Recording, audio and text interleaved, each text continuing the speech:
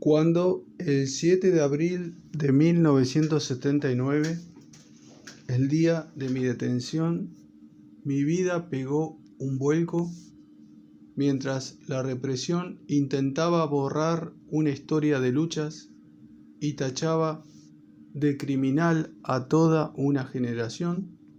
Me pregunté si debía poner en práctica una ausencia de memoria para sobrevivir.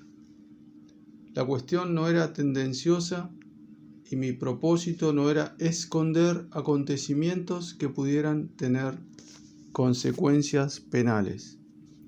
En aquel rechazo de la memoria había algo muy distinto: el deseo de mantener más allá de la derrota una verdad que de lo contrario habría desaparecido, y una lectura del destino político de mi generación que de lo contrario se habría visto falsificada por la represión.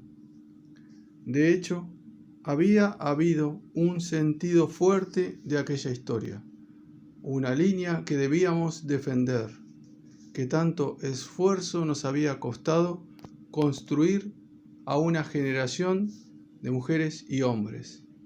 Tanta potencia había producido y podía producir nuevamente nuestra pasión. Hoy quiero tratar de contarlo. Primera parte: marcharse. 1. Estado de naturaleza. 1. Papá, ¿qué quiere decir morir?, me pregunta mi hija. La muerte no existe, le digo con una mentira. Cuando nos vamos, que nuestros miembros se enfríen es una ilusión. Se convierten más bien en una centella y en un movimiento de ese deseo caótico de aquella llama que nos ha generado. Morir no duele, no es real. Lo que duele es fantasear sobre la muerte. No hay que tener miedo. Cuando vivimos, la muerte no está. ¿Le mentí de veras? Tal vez no. Cuando se pretende que la muerte está presente en la vida, cuando se menosprecia la vida destinándola a la muerte, cuando esta no vida, esta especie de ser nada, atropella, interpreta y engulle la singularidad y el deseo de cada instante de vida, la vida se torna impotente. No surge más que una demanda de trascendencia, y nada lleva a pensar que la trascendencia signifique divinidad y no sometimiento y humillación, angustia y servidumbre. Papá, ¿entonces no es verdad que los cuerpos vuelven a convertirse en polvo? Claro, respondo ya sin mentiras, pero nuestra inteligencia es más potente que la muerte. Amamos nuestro cuerpo no como si fuera polvo, sino como soporte bello e irreductible de la fuerza de vivir, de la potencia de ser felices.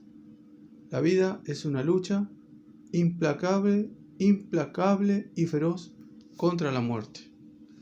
2. ¿Pero puede dejarse a un lado el dolor? Toda mi infancia se desenvolvió bajo el signo del dolor. Intenté suspender el dolor viviendo su recuerdo. Ingenuo. Mi padre murió cuando tenía 2 años, último de una serie de lutos que Aldina, mi madre, llevaba en el negro de su vestimenta.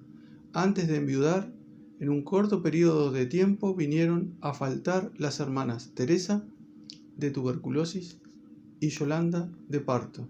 Se suicidaron una prima queridísima y Dimer, el hermano del que nunca más se hablará en casa. Luego 2 hijos, uno en el parto, la otra de pulmonía a los pocos meses de vida. Y en el transcurso de unas pocas semanas el abuelo Amadeo, por último su marido, mi padre. La sombra de la muerte se ha alargado sobre toda mi infancia. retrato de un tiempo que hoy se antoja a años luz de distancia.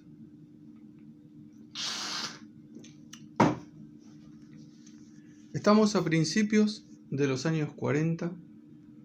Tengo 6 o 7 años. He de sorprenderme del embotamiento, de la timidez, de la agorafobia que forman el régimen de mi socialidad y mi afectividad desde antes de la adolescencia. He intentado suspender el peso de la muerte, pero ¿qué eficacia puede tener en el niño que soy esa eliminación del luto, esa encarnación de una resistencia inconsciente en comportamientos casi autistas? Antes de la guerra, que interrumpió mi embelesada percepción de la vida, el pequeño Tony no vio ni morir ni muertos con aquel tétrico tesón que he recordado. Pero cuando oía hablar de difuntos, a la rememoración cariñosa se unía siempre una especie de horror, un sentimiento abstracto que aumentaba mi capacidad de hundir el luto en alguna regresión psíquica. No recuerdo haber llorado la muerte en mi infancia, e incluso más tarde, en la madurez, rara vez he llorado junto a los féretros de mis allegados. Por razones independientes de mi voluntad, no he participado en ritos fúnebres, ni siquiera en el de mi madre. Estaba en la cárcel y me negaron incluso poder darle el último adiós. Tengo más bien el recuerdo peregrino de la desaparición de su sepultura. Cuando volví del exilio tras muchos años de alejamiento, no pude encontrarla. El contrato de uso de la parcela en la que estaba enterrada había caducado sin que yo me enterara. Otra vez, recién casado, llevé en brazos la cajita del feto que mi mujer acababa de perder y que, según afirmaba la superstición católica, era humano. Una autoridad arrogante me obligó a enterrarlo. Era una mañana gélida del noviembre veneciano. El agotamiento quirúrgico y el dolor habían transcurrido en el hospital.